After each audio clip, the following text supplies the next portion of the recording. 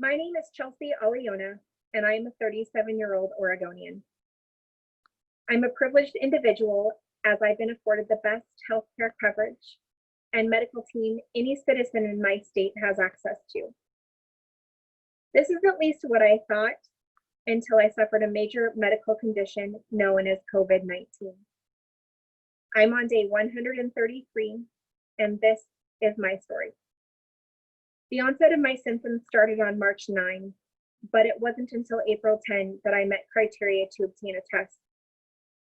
It wasn't that I wasn't sick enough. This federal administration did not secure enough tests for anybody that needed a test to get a test, let alone anybody that wanted one. My symptoms started with uncontrollable fatigue, a migraine-level headache, non-productive cough, and fever, which rapidly progressed to symptoms of shortness of breath and trouble breathing. My respiratory, integumentary, cardiovascular, and neurological systems have been attacked and infiltrated by COVID. I've had 4 different rashes. I suffer from insomnia. I've developed a sensitivity to light and heat and cannot be outside while the sun is shining. I developed tachycardia, chest pain, and an arrhythmia. My resting heart rate is now upward of 130 beats per minute. I get lightheaded and am often very dizzy. I've lost hearing in my left ear and have minimal hearing in my right. My cognitive abilities have been severely compromised. There was a period of time that I even struggled to speak.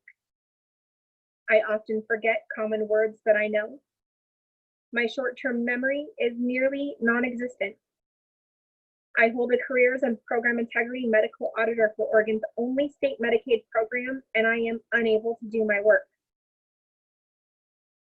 To date, I've had 66 medical appointments with providers on my healthcare team, including hospital care.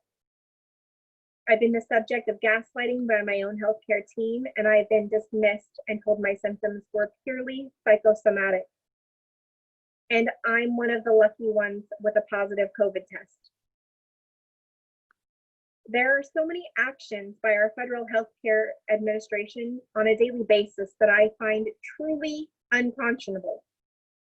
But in the midst of a pandemic, for the President of the United States to attempt to repeal the Affordable Care Act, which would ultimately remove protections for more than 130 million Americans and cause more than 23 million more to lose coverage altogether, should be criminal.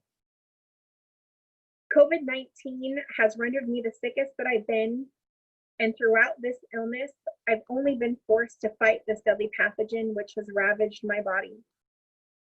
But I've also had to battle an ill-equipped and disinterested healthcare team.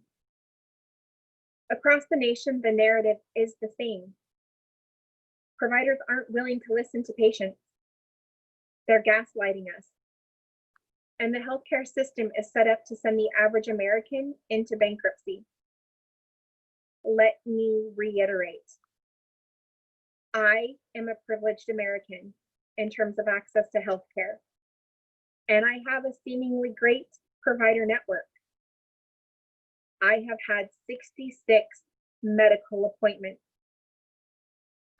My chief complaints have not been addressed. My symptoms have not been managed. I've been the subject of constant gaslighting. I have been blatantly dismissed. How do you think the underprivileged and underinsured Americans are faring?